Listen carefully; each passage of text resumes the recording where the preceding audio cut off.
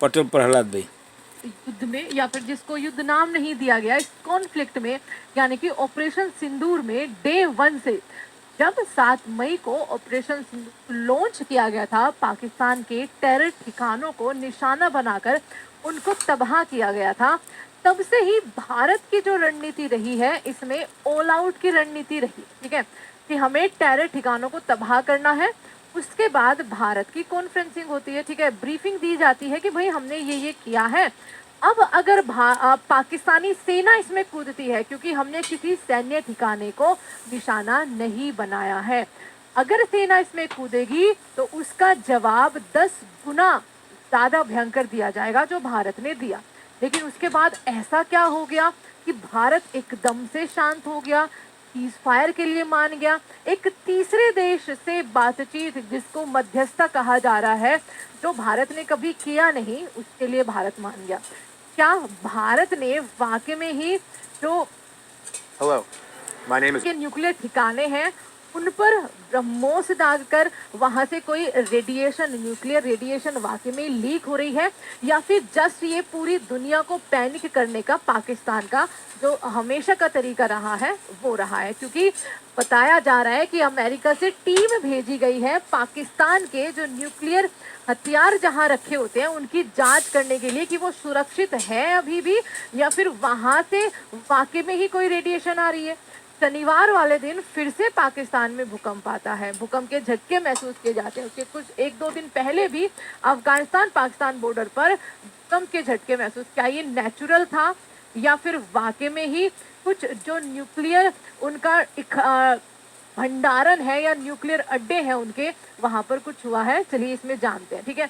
पाकिस्तान की तरफ से क्या कहा गया है, क्या झूठ फैलाया गया है, वो सब आप जान चुके हो। हमारी तीनों सेनाओं के डीजीएमओ ने आपकी पूरी ब्रीफिंग दे दी है कि भाई हमने इतना नुकसान किया है, हमारा ये नुकसान हुआ है, ठीक है, सब कुछ उन्होंने बताया है विद क्लियर कट, विद सबूत।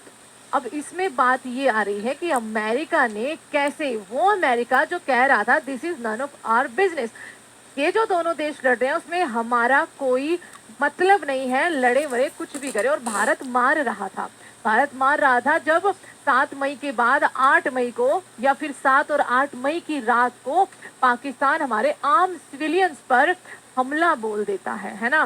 पाकिस्तान पंजाब, राजस्थान, जम्मू कश्मीर का जो बॉर्डर इलाके हैं वहां पर जो सिविलियंस रह रहे हैं उन पर हमला बोल देता है। उसके बाद, और ड्रोन से, लगातार ड्रोन, उसके बाद भारत जो है वो एकदम फुल फॉर्म नहीं कहते, उसमें आ जाता है कि ठीक है, हमने पहले ही चेतावनी दी थी कि सेना अगर तुम घुसे इस मामले में, हम टेरर के खिलाफ ये ऑपरेशन चला रहे हैं, अगर इसमें सेना आती है तो तुम धोए जाओगे। भारत ने वही किया, भारत ने बिना डरे, बिना एक तरह से कहिए ये चिंता करे कि हमें विश्व क्या कहेगा, लगातार हम उनसे फाइट करते रहे।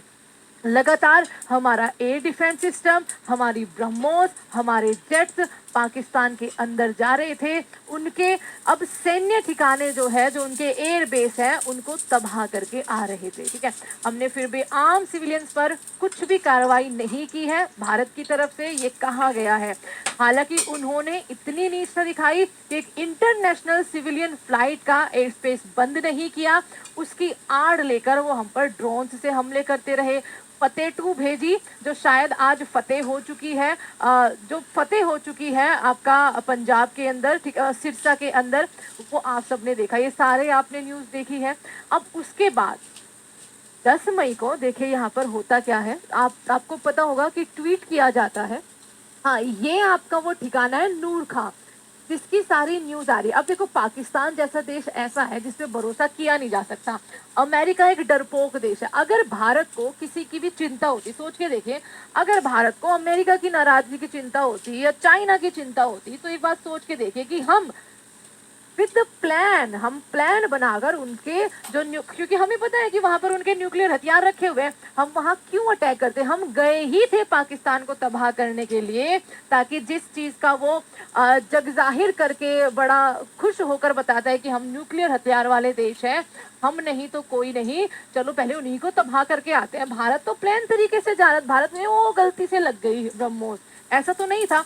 भारत ने तो बोला है कि हमने नूर खां बेस को तबाह किया है। भारत ने बोला है कि वहां पर उसके आसपास ही उनके जो न्यूक्लियर भंडारण है, सबको पता है कि वो वहां रखे हुए हैं, हमने तो किया है, उसको बोल के किया है हमने तो। बट उसके बाद ऐसा क्या हो जाता है कि अमेरिका को बीच में आना पड़ता है, ठीक है।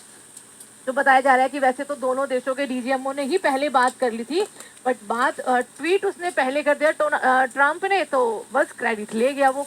तो देखो ये है नूर खां बेस टारगेट एरिया जो किया है। आफ्टर और बिफोर इमेज भी दिखाई थी, हमारे जो डीजीएमओ थे तीनों सेनाओं के, उन्होंने बात करी थी, है ना।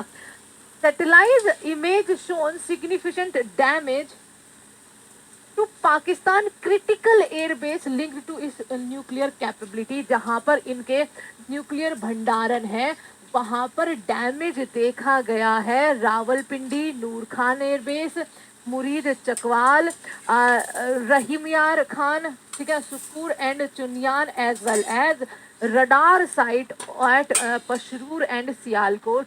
भारत ने इन इन साइटों पर पूरा ऐसे सोच समझकर हमला बोला था।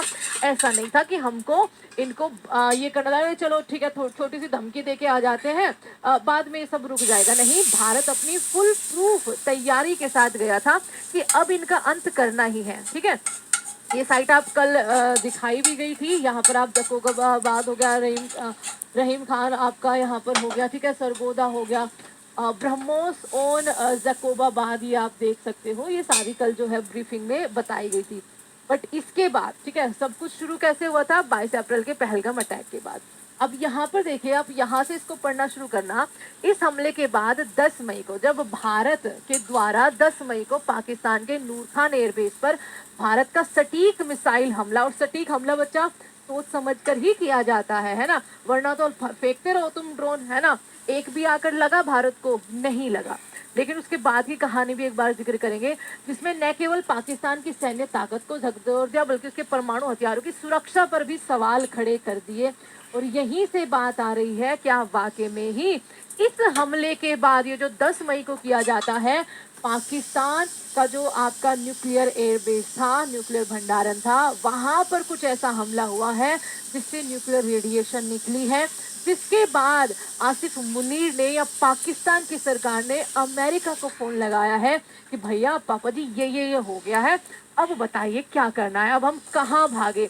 ये भी चेतावनी दी गई थी कि पाकिस्तान में इस जगह के आसपास के लोग या तो खाली करके चले जाइए या मरने के लिए तैयार रहिए। ये एडवाइजरी भी आपकी दी गई थी। अब इसके बाद ही बताया जा रहा है कि ट्रम्प के पास फोन गया है या अमेरिका के पास फोन गया है, और उसके बाद अमेरिका से फोन भारत को आया है मार्को रूबियो का कि भैया ये जो करके आए हो आप, इसके बाद तो पाकिस्तान खत्म हो जाएगा। इसके बाद तो जो हमारा एजेंडा है, शायद चाइना को काउंटर करने का, शायद भारत को उभरने न देने का, वो खत्म हो जाएगा। तो आप रुक जाइए। अब देखिए, पाकिस्तान की वो दुहाई कि हम न्यूक्लियर स्टेट है, वो खत्म हो जाती अगर कुछ घंटे और मिल जाते भारत को, है ना। वो खत्म हो चुका था। लेकिन क्या यहीं से ये सारी चीज जो है वो पलटी है? नूर खान एयरबेस का कुछ किलोमीटर दूरी पर ही पाकिस्तान का परमाणु कमांड सेंटर है, जहां पर हमला भी किया गया है, ठीक है। न्यूयॉर्क टाइम्स और अन्य रिपोर्ट के अनुसार ये हमला भारत की ओर से एक रणनीतिक संदेश था कि वह पाकिस्तान के परमाणु कमांड को निष्क्रिय करने की भी क्षमता रखता है। अगर भारत को ये होता है कि चलो छोटी मोटी लड़ाई लड़ लेते हैं, बाद में हम भी शांत हो जाएंगे इनको डर दिखाकर, पाकिस्तान ऐसा देश नहीं है जो इन चीजों से डरता होगा। क्यों? क्योंकि उसके पास एक ही धमकी है, अब वहां से फिर से टेरर आएगा, फिर से भारत पर अटैक होगा, तो भारत ने ऑब्वियसली ये तो सोचा होगा कि इसको हम अब फुल एंड फाइनल करके ही वापस आएंगे। लेकिन समहाउ कहीं ना कहीं दबाव के कारण, और ये एक नैतिक जिम्मेदारी भी है बच्चा, इस बात को समझिए कि अगर ऐसा हुआ है, उनके परमाणु ठिकानों पे जो वहां पर परमाणु हथियार है, उनकी सुरक्षा को लेकर अगर ये बात आ रही है कि रेडिएशन अगर गई है, जो कि पाकिस्तान ने डिनाई कर दिया कि भाई कोई रेडिएशन नहीं है, उसने तो डिनाई कर दिया, बट अमेरिका से टीम आई है, वो जांच करने के लिए ही आई है, ये भी आपका बोला गया है। अब वो जांच करने के लिए आई है या इनको और पैसा देने के लिए आई है, वो यही जाने। बट ये आपका हो सकता है कि इसके बाद भारत शांत हुआ हो एक नैतिक जिम्मेदारी से, ठीक है, कि ठीक है हम ऐसा देश नहीं है जो एक पाकिस्तान जैसे बदतमीज देश के लिए, ठीक है, आम जनता को, आम सिविलियंस को कोई भी हानि पहुंचाए, शायद इसके बाद ही ये जो मध्यस्थता या फिर ये जो सीज फायर हुआ है ये आपका किया गया है। और ब्रह्मोस मिसाइल अगर 1-2 किलोमीटर और सटीक निशाने पर लगती तो पाकिस्तान के परमाणु हथियार के जखीरे में विस्फोट और रेडिएशन की स्थिति पैदा हो सकती थी। और ये कहा जा रहा है कि शायद ब्रह्मोस लगी है ना। ये दावे स्वतंत्र रूप से सत्यापित नहीं है और न ही भारत की ओर से इसकी पुष्टि करी गई है। तो ये आपका यहाँ पर है। पाकिस्तानी प्रधानमंत्री शहबाज शरीफ ने तत्काल एनसीए की बैठक बुलाई थी, जो परमाणु हथियारों के उपयोग पर निर्णय लेने वाली सर्वोच्च संस्था है। हालांकि बाद में पाकिस्तान ने इस दावे से मना कर दिया था। अब आप यहाँ पर पढ़ सकते हैं, 9 मई की देर रात अमेरिका को खतरनाक खुफिया जानकारी मिलती है, 9 मई की रात को, ठीक है, जिसने दक्षिण एशिया में परमाणु संघर्ष की आशंका को बढ़ा दिया था। पाकिस्तान कहता आया है हमेशा से ही, Nuvia provided me with बाजा जो तमाम सीक्रेट एजेंट है भारत का, वो उसने बोला है अभी कि भाई अगर हमारी एग्जिस्टेंस पर खतरा आता है तो दुनिया की एग्जिस्टेंस पर खतरा आता है, हम नहीं तो कोई नहीं, ठीक है। तो ये इस तरीके का मुल्क है। तो अमेरिकी उपराष्ट्रपति जेडी वेंस ने पहले ही कहा था कि इससे हमारा कोई लेना देना है नहीं, लेकिन उसके बाद तुरंत प्रधानमंत्री नरेंद्र मोदी जी से फोन पर बात कर तनाव कम करने के लिए सीज फायर की पहल जो है वो की गई थी। तो ये सारी चीज़ें आपको यहाँ पर जाननी ज़रूरी है। अब देखिए, इसको जो है वो डिनाई किया गया है पाकिस्तान की तरफ से कि कोई रेडिएशन वगैरह बाहर नहीं गई है। पाकिस्तान पर हम यकीन कर नहीं सकते हैं, अमेरिका पे हम यकीन कर नहीं सकते हैं। अब देखिए, ये तो हमारी भारतीय सेना को ही पता है कि वो क्या कमाल करके आए हैं, ठीक है।